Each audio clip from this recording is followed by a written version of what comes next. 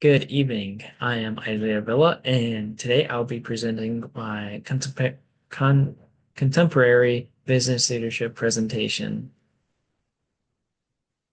Today I'll be discussing the leader I've chosen, which is my father, Juan Villa, and I'll also be discussing the CEO of General Motors, Mary Barra, and the similarities that both leaders display.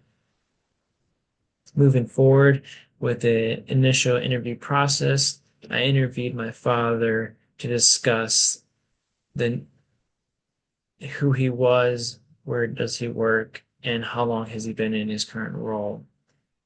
My father has been with Canadian National Railroad as a damage prevention officer for more than 12 years. However, he's been with the organization for more than 20 years, and he's also has been in some form of leadership role for 19 years.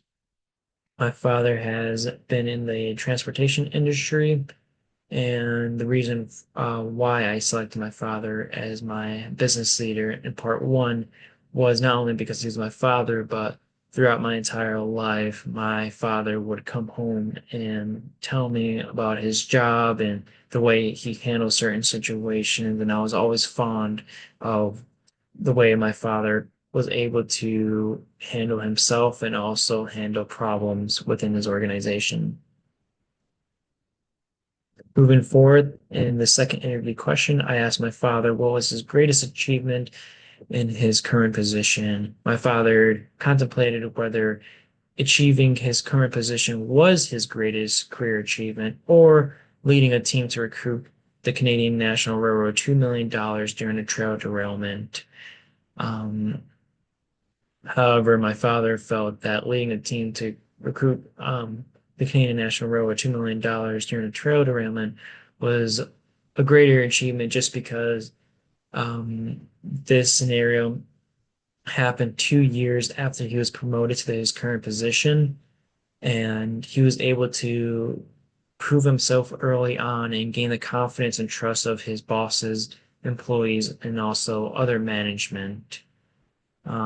He felt that the situation that he was a part of was something that was bigger than himself, and he felt that he made an impactful change on the organization and his department.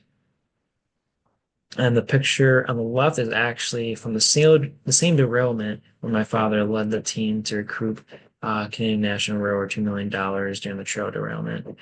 Um, During this time, my father explained how he used effective communication and his experience and leadership skills that he has used over the years to orchestrate the cleanup operations, leading to his greatest achievement. Moving forward, an ethical dilemma, um, an ethical dilemma challenge that my father has faced during his current time in his position um, was one that he felt that happens so often that he actually laughed. My father goes on to share how he always deals with ethical dilemmas throughout his time within the organization, not necessarily from the organization, but from external factors such as contractors. Some ethical dilemmas that he deals with is our environmental issues that are illegal and also goes against his morals and values. However, one particular ethical dilemma that he has countered was in the fall of 2019 when a local Chicago contractor wanted to extort more money from the Canadian National Railroad for disposal services, essentially. As a train derails and products fall out of cars or there's train debris, Canadian National Railroad hires local contractors to come up and perform disposal services of the equipment and material to clean up this area essentially. However, this contractor wanted my father to cut corners and tell the CN that the contractor needed more money to continue the disposal services. However, this was a lie. The outcome of this was the Canadian National Railroad legal team was involved, and the contractor's legal team to discuss the situation, ultimately leading to CN ending relationships with this local contractor for waste, fraud, and abuse.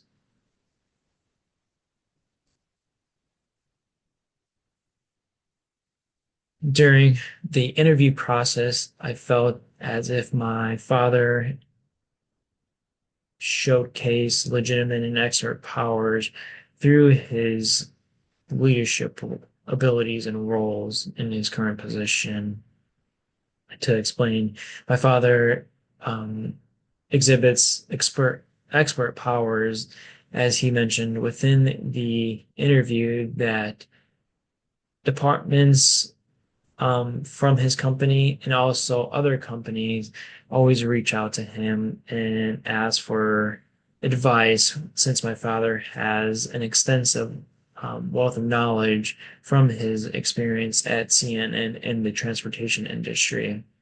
My father also exhibits legitimate power, as he uses legitimate power to make uh, decisions and give directions to his employee through his position.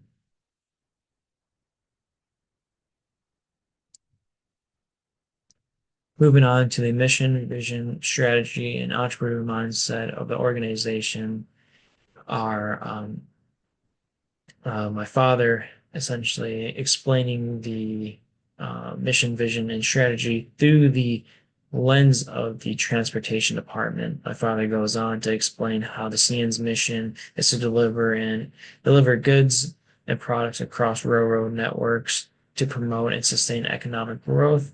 My father then explains how CN's vision, which is to excel as North America's leading transportation provider by efficiently transporting goods across the continent. To accomplish this, my father explains how CN's strategy is to use its 24,000 employees and also 20,000 miles of rail networks to promote safety, sustainability, and innovation across its logistics and transportation operations.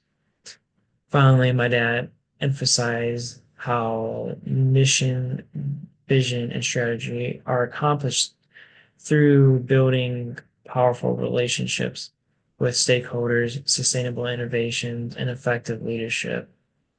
My father also covered how the importance of entrepreneurial mindset within an organization can promote ownership, accountability, impact organization culture, and also ensures employees are proactive on the organization mission. Moving forward for the application of leadership theory, I felt that my father displayed task-oriented leadership behavior just because in his current position, he, in his current position, the accomplishments of completing tasks are important, and he explains it's the reason why he still has his job. Um, My father also displays transactional leadership just because as him and his team work long days and nights to orchestrating cleanup derailments for the CN, he often rewards his team and shows his appreciation by buying pizza for the crew or also coffee. The leadership style comparison, as mentioned before, for part two of my leader that I have chosen, I have picked CEO of General Motors, Mary Barra, as I felt her and my father are somewhat in the same industry, cars, transportation industry. However, I felt that these two leaders showed task orientation.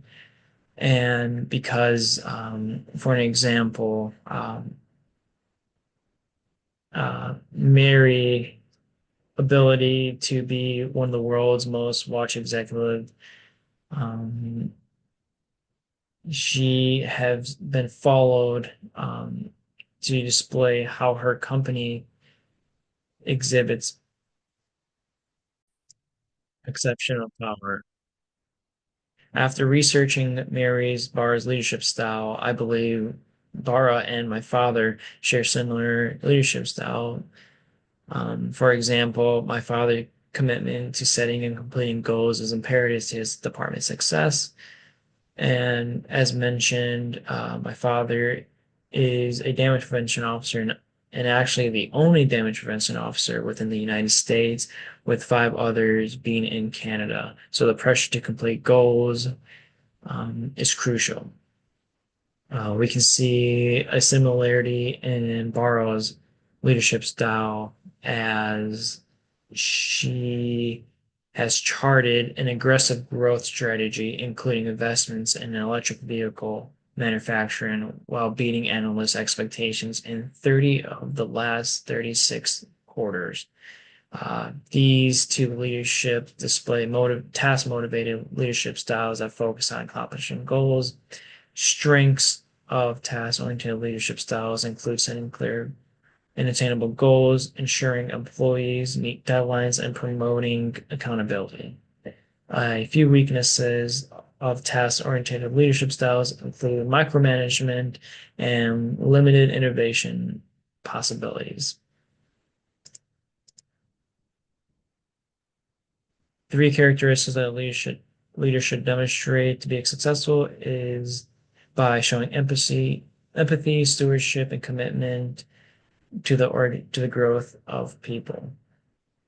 A leader who shows empathy, practices stewardship, and commits to helping others and helping their team grow is much more likely to succeed in the long run.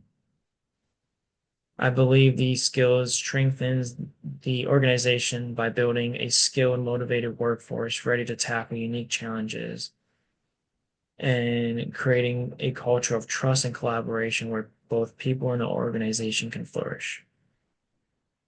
A critical reflection of the interview and research processes was the reason for the interview of my father was, as mentioned before, not only do I look up to him, but I hope to one day display expert power and legitimate power as he does, and also have a mixture of task and relationship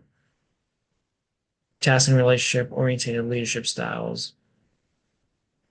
Additional follow-up questions that have led me to the success of this interview was asking my father if he felt that he was in control of his own will, or he felt that external powers were able to influence his actions.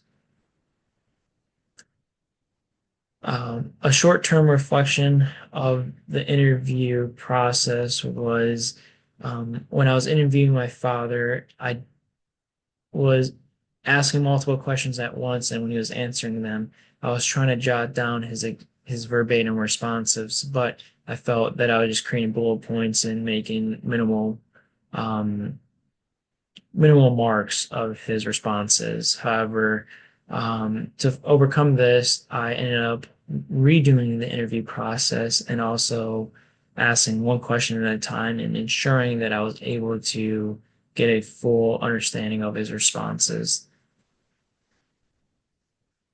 And here are my references. All right, thank you so much for my presentation.